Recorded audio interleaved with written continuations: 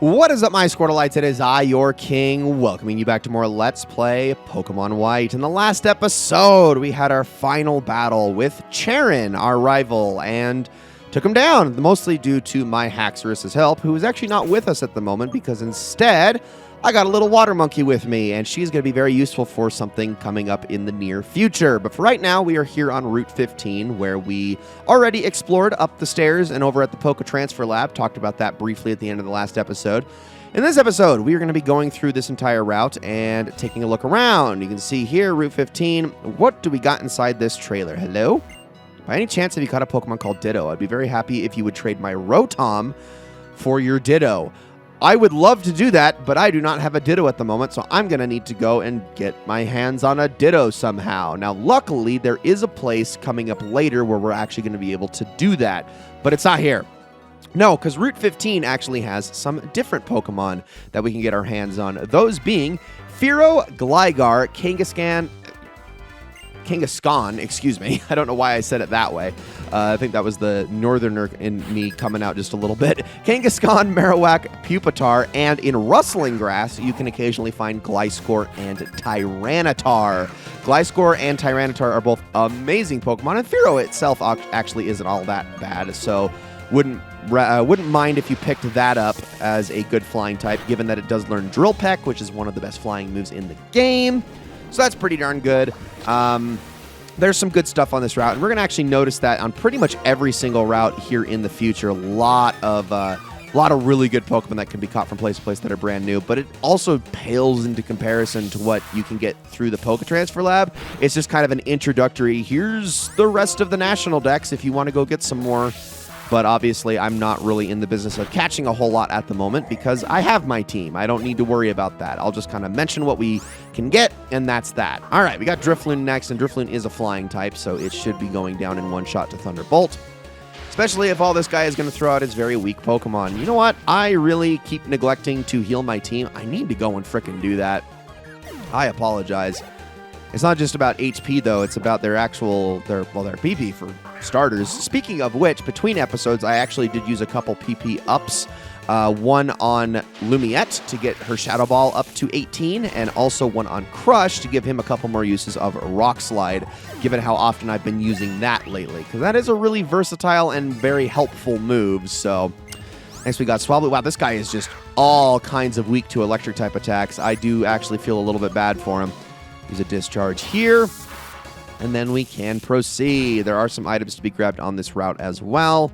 I think there is a TM around here somewhere. I could be wrong about that one, but regardless, let's head on down, and I am definitely going to want to use a Max Repel here.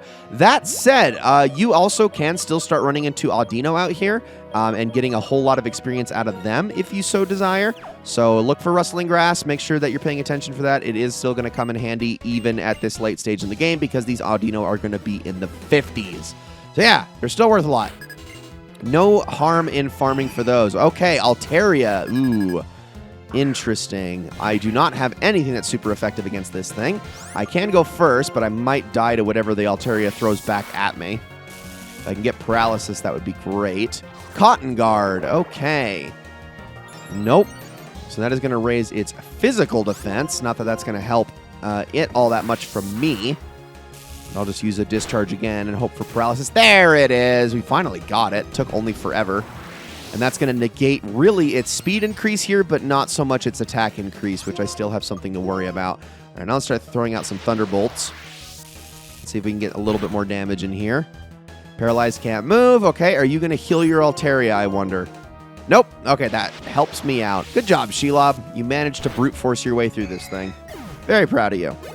All right, lots of experience for her. Next, we got Abomasnow. Okay, let's definitely do a switch to Lumiette, who should be able to one-shot this thing no problem, given its quad weakness to fire.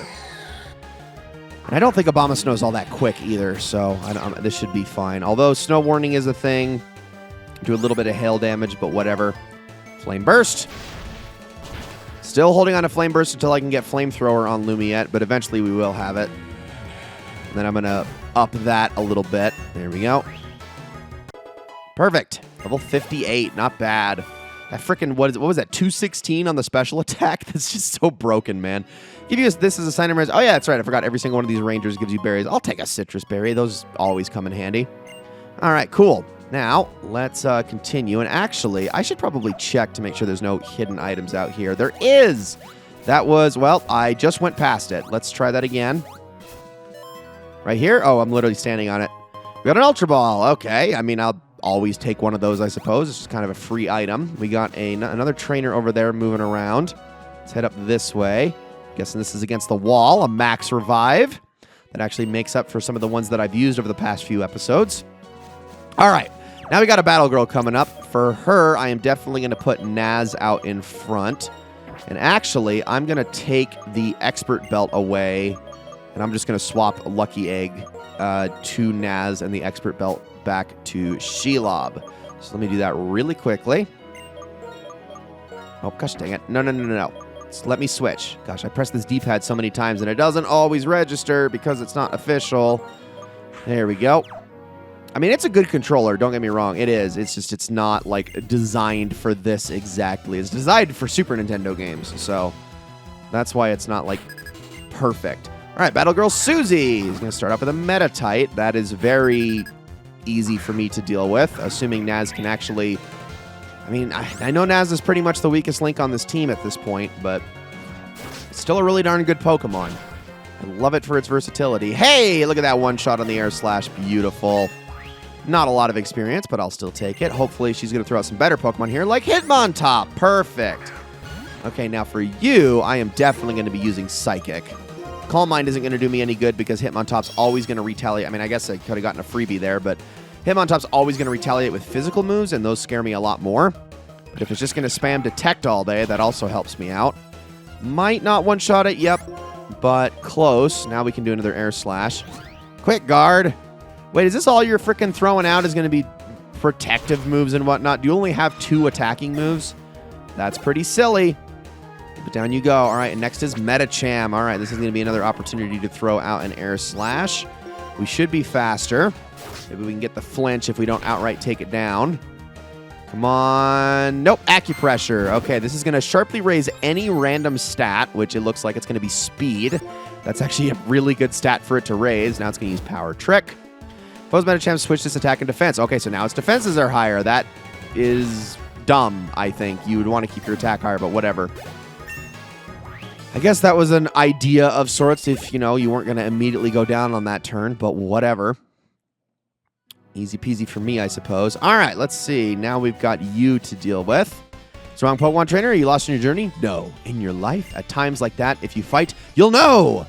Wow, that was way more ominous than I was expecting it to be. Gosh dang it, I didn't bring a Pokemon with strength with me. I really should have done that. Oh, well, maybe I can actually pawn it off on something. We got Marowak here, who has really good defenses, but not so great special defenses. So I'm actually just going to stick with Naz here and just try a Psychic. See how much that does.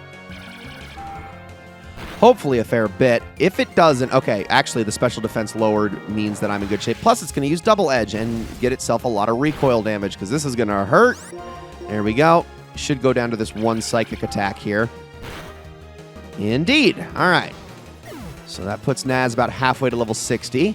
Next, we got Exeggutor. Okay, I'm going to keep going with Naz. Actually, I should have switched to Shelob, actually. That Signal Beam would have hurt a lot. But, the Air Slash should still do a lot of damage. Not quite take it out because it does have good special defenses. That Egg Bomb's going to hurt a fair bit. But not enough to take me out. Thank goodness. All right. There we go. There's 3 trainers down here on this route, and we almost have our entire team, or they're all approaching the 60s. Naz is at level 60 now, which is great.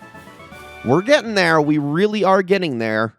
We still have a lot of work to do yet. Such a strong trainer. Please accept this. We got another Citrus Berry.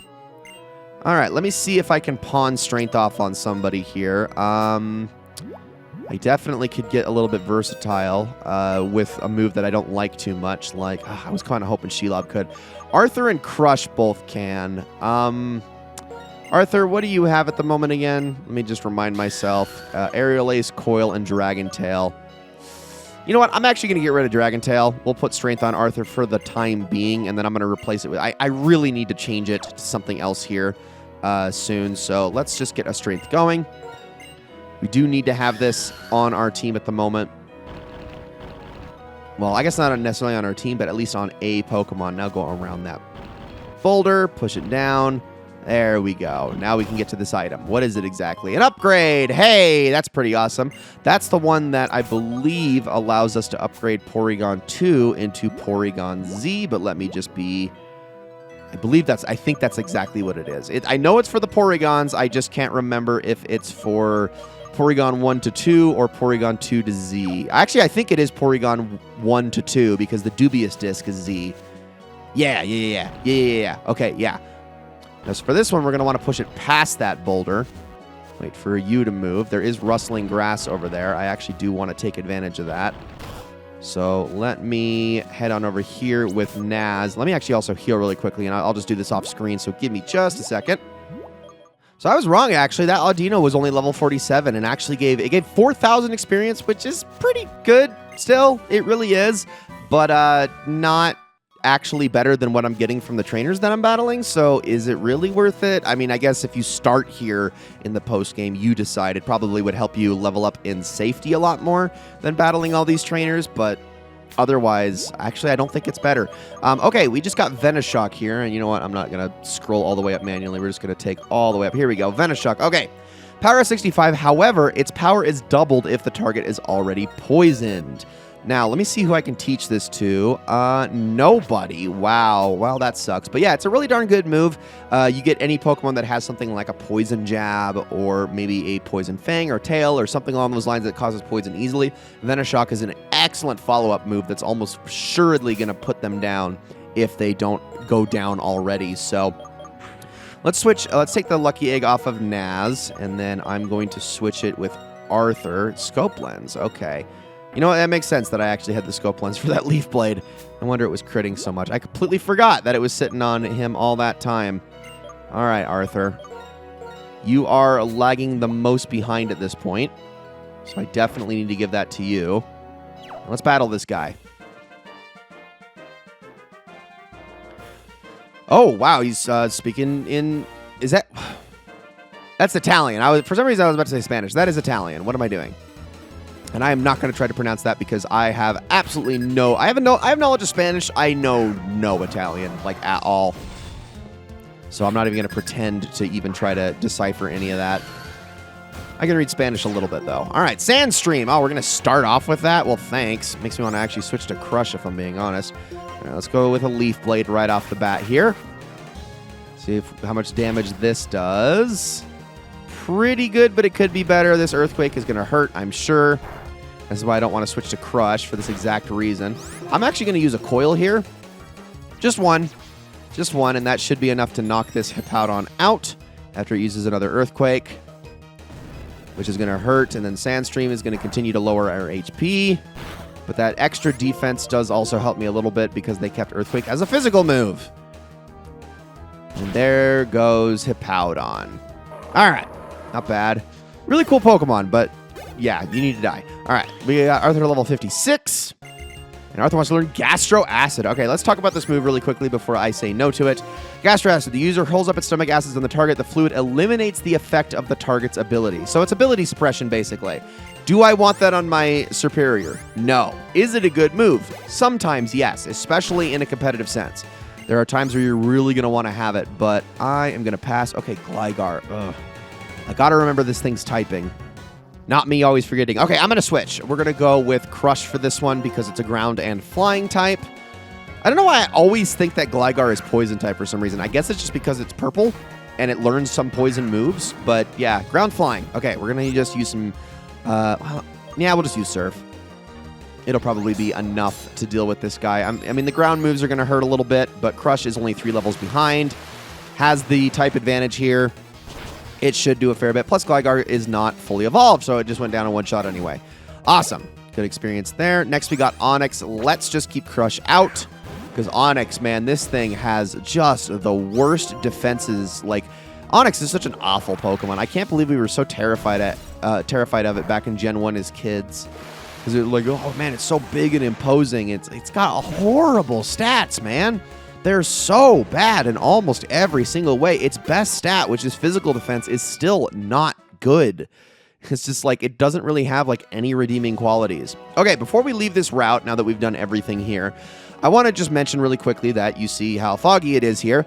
The only time where this is going to clear up is if it is your birthday. So if the birthday in the system clock on your DS matches up with the date in game, the birthday in your system clock, matches up with the date in game, and on the system clock, then this entire route will be cleared up. It's not the only route that follows this logic, but it is an example of one that does so. So if you're wondering why it was so foggy, and if it ever does clear up, there is your answer.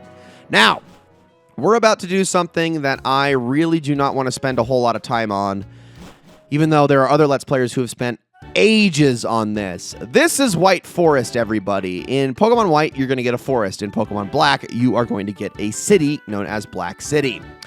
Different residents are going to pop up in here based on various different factors, and if you want to keep the residents here, you're going to want to make sure that you talk to them every single day. There is a Pokemon Center established, and there are also some items that you can get by talking to the residents.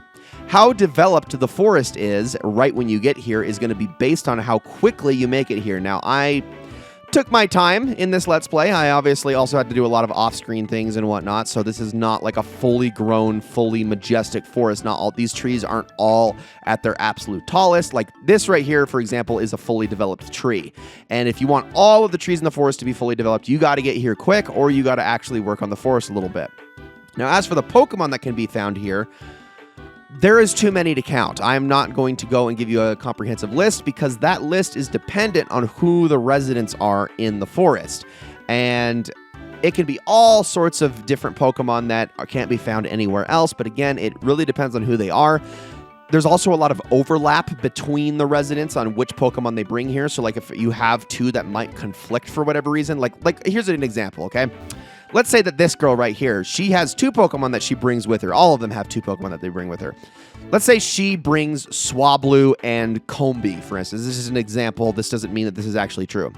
Let's say she brings Swablu and Combee. And let's say that this girl here brings Swablu and Survivor.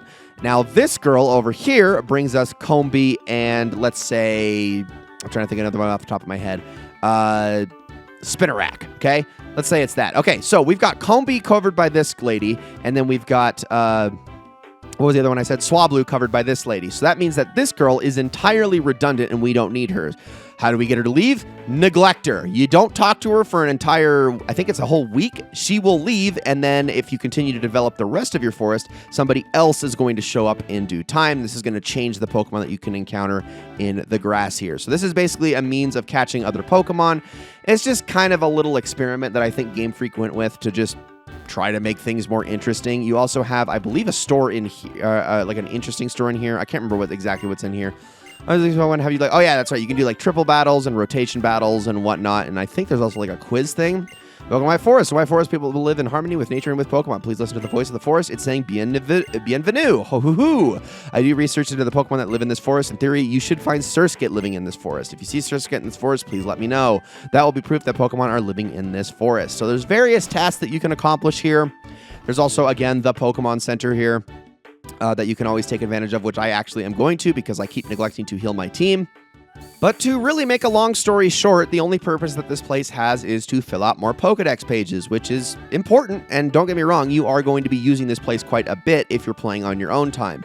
But for the purposes of this Let's Play, I'm not really going to bother with it all that much. I feel like this is, I mean, it's a nice time sink. It's a good waste of time, and you know me, especially in Let's Plays, I like to be really comprehensive about things and show absolutely everything. This is one of those things where it's just like, it's not worth my time. Much like the Battle Subway and whatnot, I'm not going to sit here and spend forever on it. I just want to give you a brief summary. Again, also, we can harken back to the Battle Frontier and Emerald. I feel like an overview is more than enough to explain this place, rather than to spend the hours and hours and hours that it would take to show absolutely everything that the White Forest has to offer. So, we are just going to be moving on, but we're going to be doing that in the next episode, guys. Thank you all so very much for watching this episode of Let's Play Pokemon White. I hope you all enjoyed it very, very much, and I will see you all in the next one.